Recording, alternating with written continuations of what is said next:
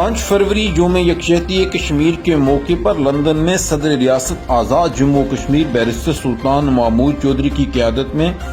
بھارتی سفارت خانے سے برطانوی وزیر اعظم کی رہائش گاہ 10 ڈاؤننگ اسٹریٹ تک ہزاروں کشمیریوں کا زبردست اور تاریخی یکجہتی مارچ۔ اس موقع پر یکجہتی مارچ کے شرکا مودی کسائی کشمیریوں کا قاتل مودی، انڈیا کشمیر ہمارا چھوڑ دو، گو مودی گو، لے کر رہیں گے آزادی ہے حق ہمارا آزادی،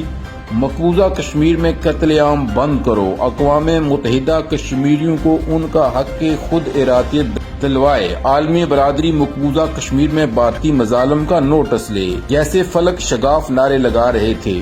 اور انہی نعروں پر مشتمل شرکا کے پاس پلے کارڈز، بینرز اور پینا فلیکس تھے۔ شرکا نے اس موقع پر صرف آزاد کشمیر کے جھنڈے اٹھائے ہوئے تھے۔ اس یکجہتی مارچ میں برطانیہ کے مختلف شہروں سمیت یورپ کے دیگر ممالک سے بڑی تعداد میں لوگ شریک ہوئے۔ اس موقع پر صدر ریاست بیرسٹر سلطان نے برطانوی وزیر اعظم کے دفتر 10 ڈاؤننگ اسٹریٹ میں مقبوضہ کشمیر میں جاری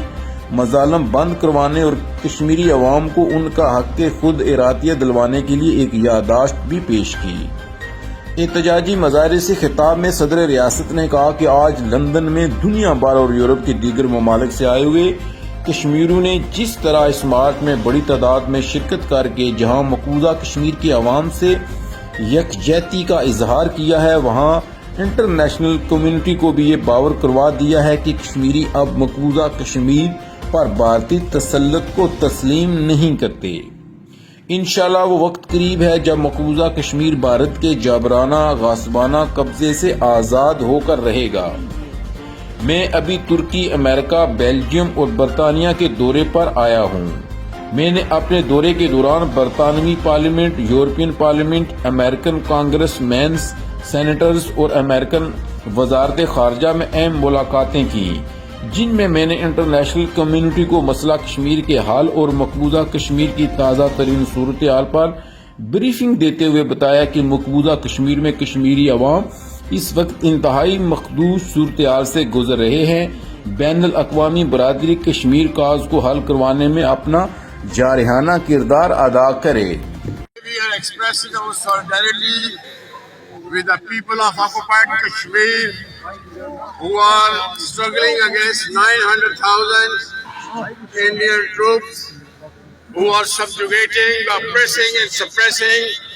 the people of occupied Kashmir. And we are here today